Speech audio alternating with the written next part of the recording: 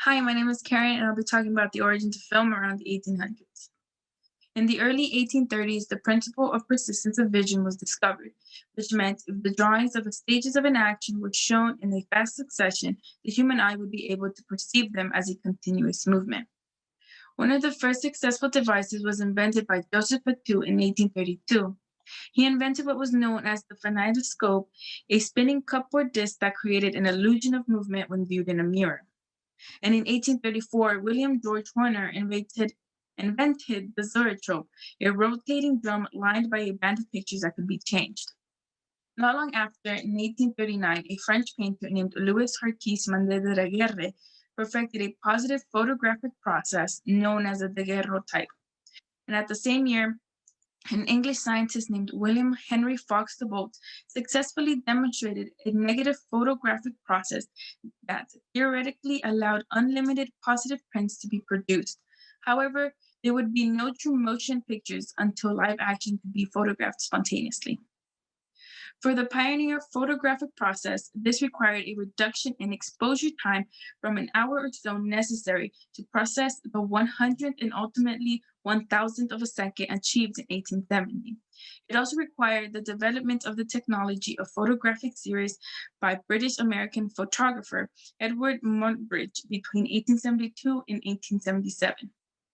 But during the time, Muybridge was employed by Leland Stanford, a zealous racehorse breeder that wanted to prove that at some point in a racehorse's gallop, they would lift all four hooves off the ground, and the movement itself would occur too rapidly for the naked eye to see.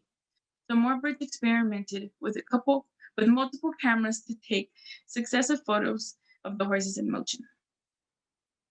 Finally, in 1877, he set up a battery of 12 cameras along the Sacramento racecourse with wires stretched across the track to operate their shutters and the horses when the horses would run down the track.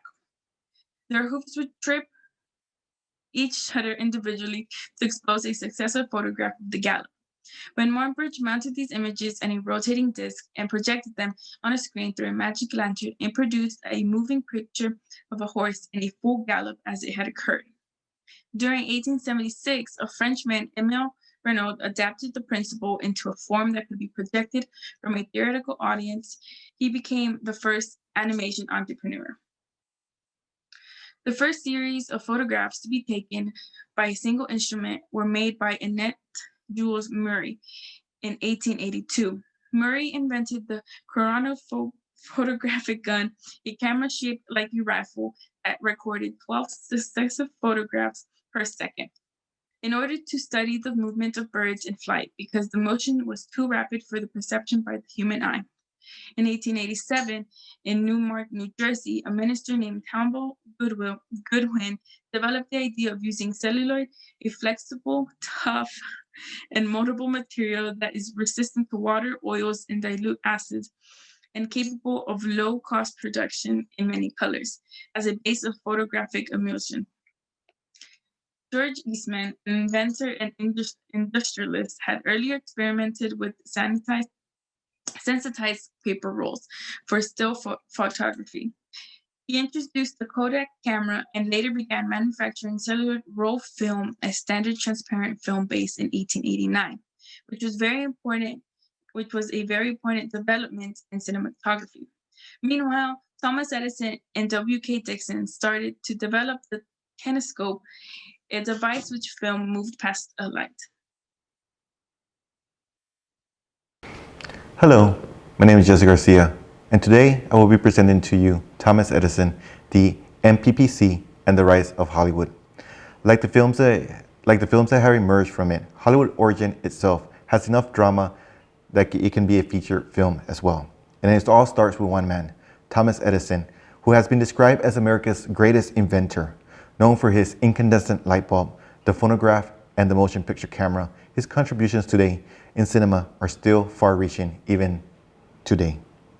1888. Though credited for his invention, Edison himself did not invent the kinetograph. He assigned the project to William K. L. Dickson, an employee interested in photography, in 1888.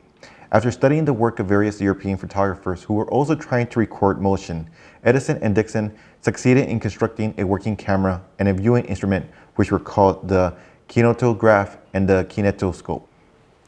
Continuing, the kinetoscope had peepholes that allowed one person at a time to view the moving pictures. They were introduced with the greatest success and were placed in parlors where people would come and pay to view the moving pictures. 1885. With rival inventors creating a screen projector on their own, the kinetoscope installation business reaching a stagnant period, Edison was persuaded to buy the rights to a projector developed by Thomas Armat.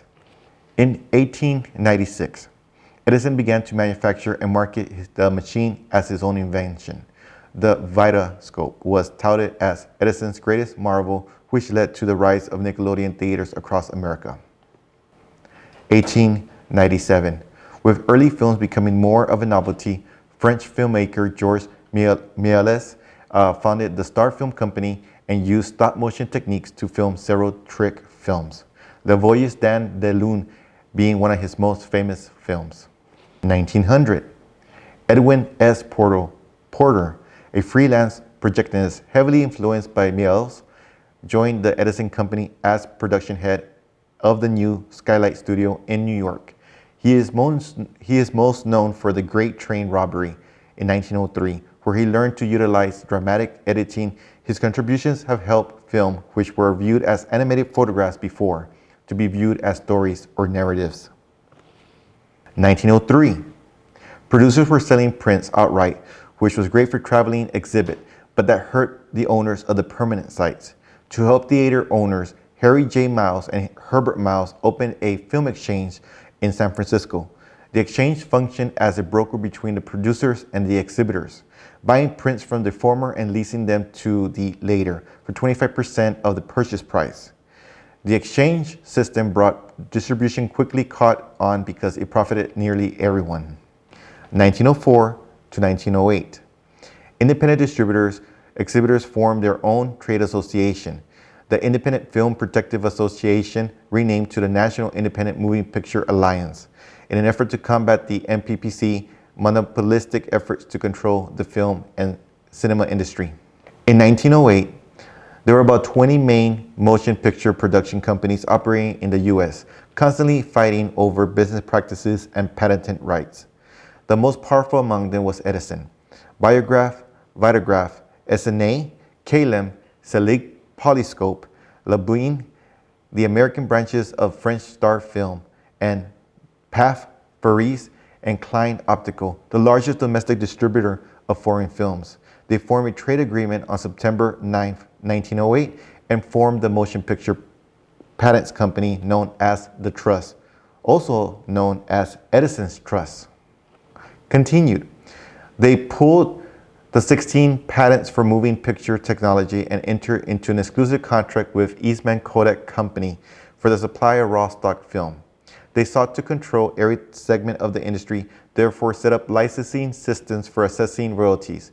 The use of its patents and granted only to licensed equipment manufacturers, film stock could only be sold to licensed producers, and licensed producers and importers were required to fix rental prices at a minimum level to set quotas for foreign footage to reproduce competition. The NPPC films could only be sold through licensed distributors who could lease them only to licensed exhibitors. And only licensed exhibitors had the right to use NPPC projectors and rent company films. 1909. Independent distributors and exhibitors formed their own trade association, the Independent Film Protective Association, renamed the National Independent Moving Picture Alliance, in an effort to combat the NPPC monopolistic efforts to control the film and cinema industry. 1910. The NPPC formed the General Film Company, which integrated the licensed distributors into a single corporate entity. The NPPC operated as a monopoly, and it helped the American film industry standardize exhibition practices, increasing the efficiency of distributors and regulating prices on all three sectors. 3 weeks after the General Film Company was formed, the Motion Picture Distributing and Sales Company began operation in May 1910. 1912. With the trust's failure to anticipate the independent's widespread and aggressive resistance to its policies, cost it a fortune in patent infringement litigation. And in August 1912, the U.S. Department brought suit against the MPPC for restraint of trade in violation for the Sherman Antitrust Act. 1912 through 1915. As a result of the Nickelodeon boom, some exhibitors had to require as many as 20 new films per week, and it became necessary to put production on a systematic year-round schedule. Because most films were still shot outdoors, in available light, schedules could not be maintained in New York or Chicago, where the industry had originally located itself. It was soon clear that producers needed to relocate the industry to a different area with warmer weather and different scenery. The American film industry found their location, a Los Angeles suburb called Hollywood. It generally thought that Hollywood's distance from the MPPC's headquarters in New York made it attractive to the independents. By 1915, nearly 15,000 workers were employed by the motion picture industry in Hollywood, and more than 60% of the American production came from Hollywood. In 1931, Thomas Edison died on October 18, 1931. The contribution of the kinetoscope, the formation of the MPPC, and the resistance of the independent filmmakers combating for the rights to create content. Edison's contribution to cinema is evident. Though not always positive, it did lay the groundwork for Hollywood golden age.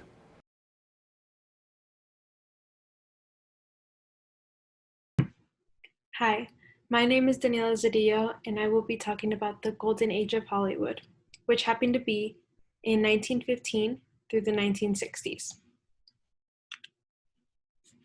Some of the heartthrobs during the golden age were Marilyn Monroe and Marlon Brando. There were also 5 major film studios: MGM, which stands for Metro-Goldwyn-Mayer, Paramount Pictures, Warner Brothers, 20th Century Fox, and RKO. MGM released some of the films known as Wizard of Oz and Gone with the Wind.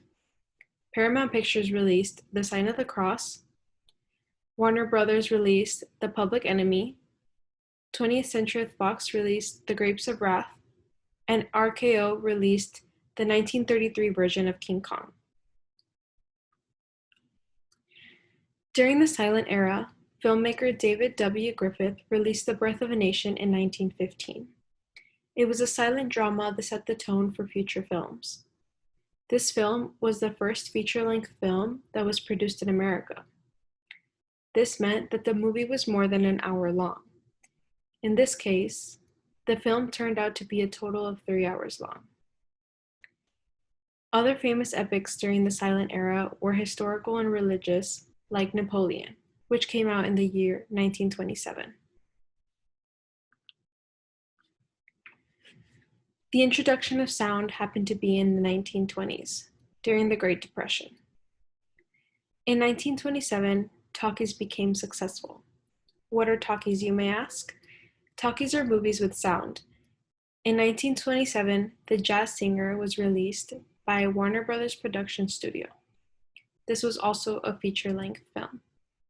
However, talkies proved that they were here to stay when Warner Brothers released another film in 1928 known as The Singing Fool.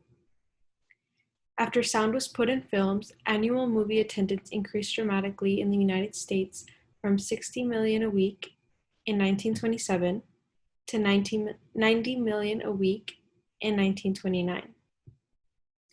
As a result, talkies became the standard by 1935. Going to the movies was an escape for people living during the Great Depression. People were able to enter into a fictional world for a few hours to distract themselves from the horrors of reality. Therefore, the movie industry boomed and became the largest business in the United States. Some of the greatest movies in Hollywood were made during the 1930s, such as Snow White and the Seven Dwarfs, The Wizard of Oz, and Gone with the Wind. During the 1940s, filmmaking was still going strong.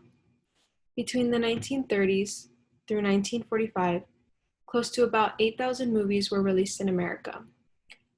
It was more around 7,500, movies that were released. This 15-year time period created some of the best creative works of art in film, like Casablanca, which was released in 1942, and It's a Wonderful Life, which was released in 1946.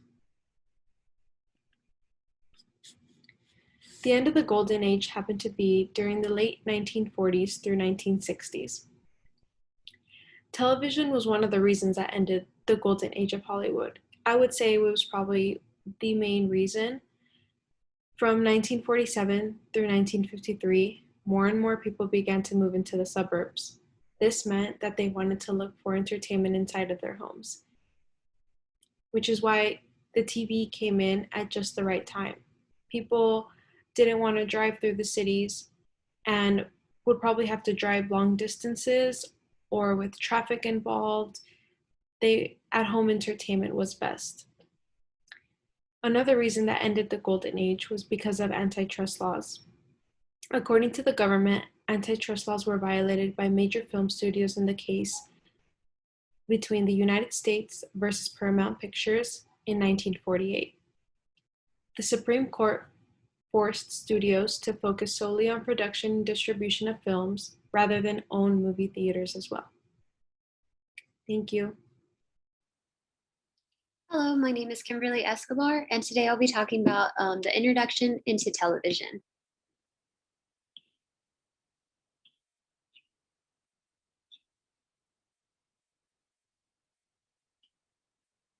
In 1948, only 1% of America's households had a TV set. Today, over 96% of US households have at least one TV. TV has progressed enormously throughout the years.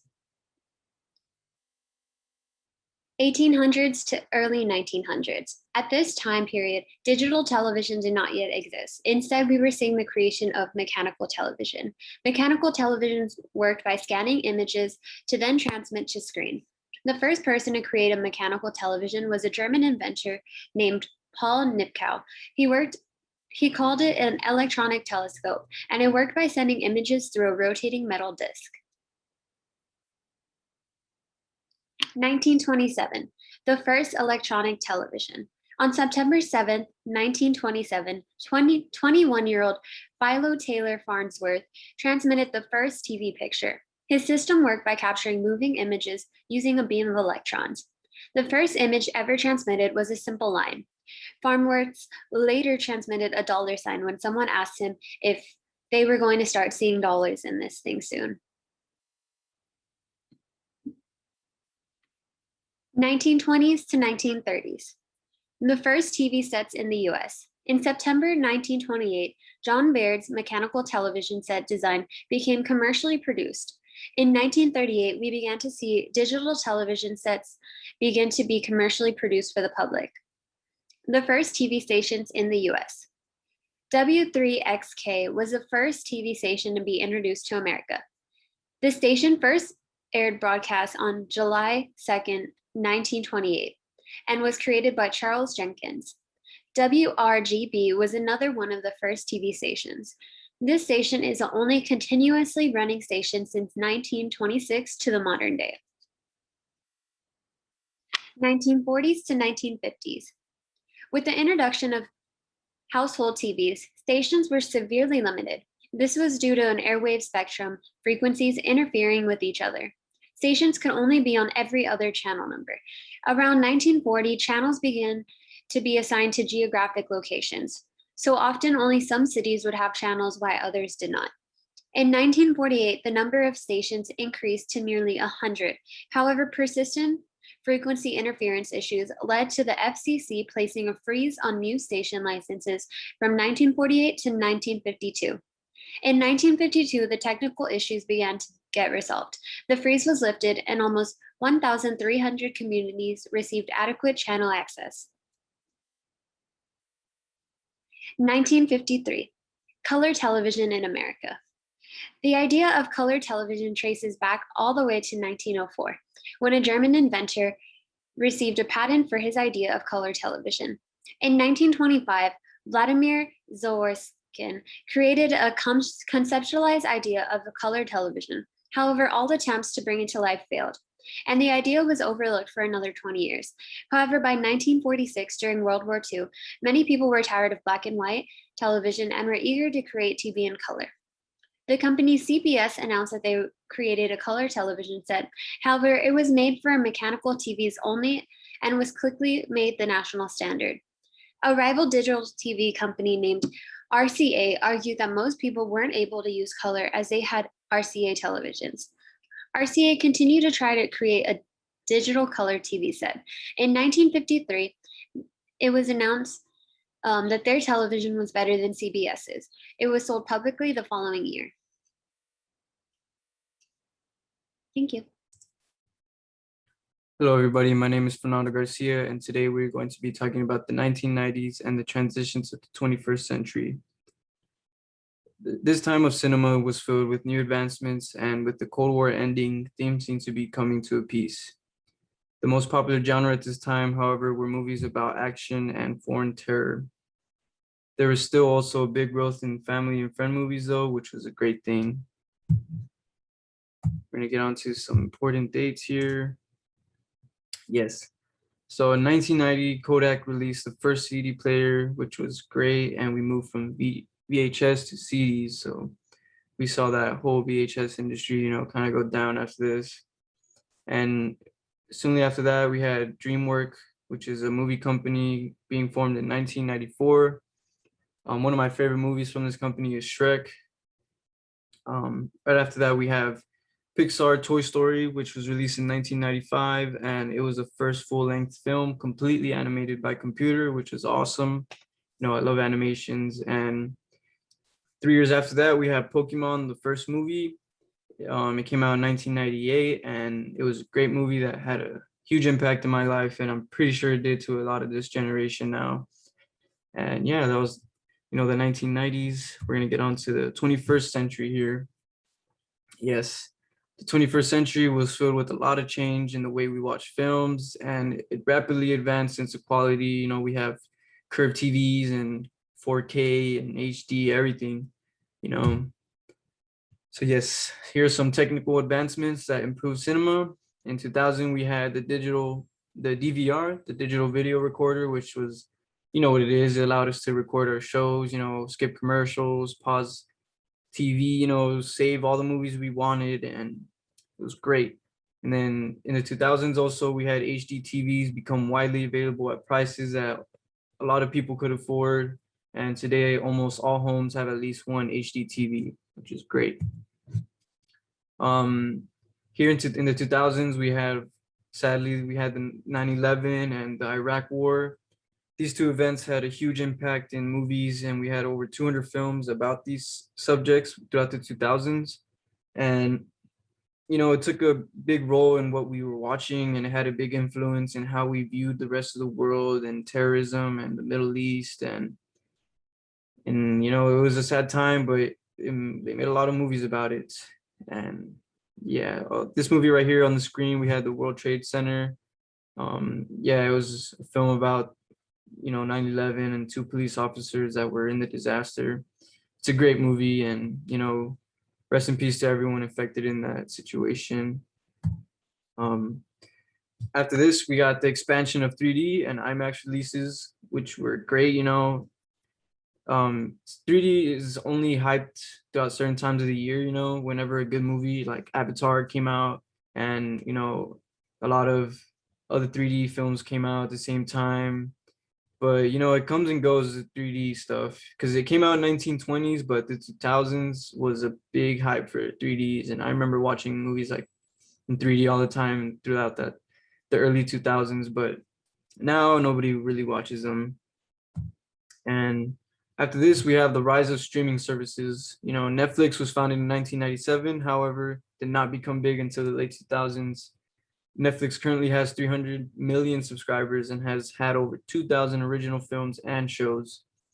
Disney Plus is another streaming service that has recently had a huge jump in subscribers. They reached over 100 million subscribers in just over 16 months, which is insane. And the growth in these companies, eventually led to the bankruptcy of Blockbuster, which is sad. RIP. I used to always go there and buy all the games and rent all the movies and all that good stuff. You know, it's sad to see it go, but you know, we move on. Here's 6 major film companies throughout the 2000s that comprise 90% of all the films we made. So, you know, they're a big deal. We have Time Warner, 20th Century Fox, Sony, Walt Disney, Viacom, and NBC Universal.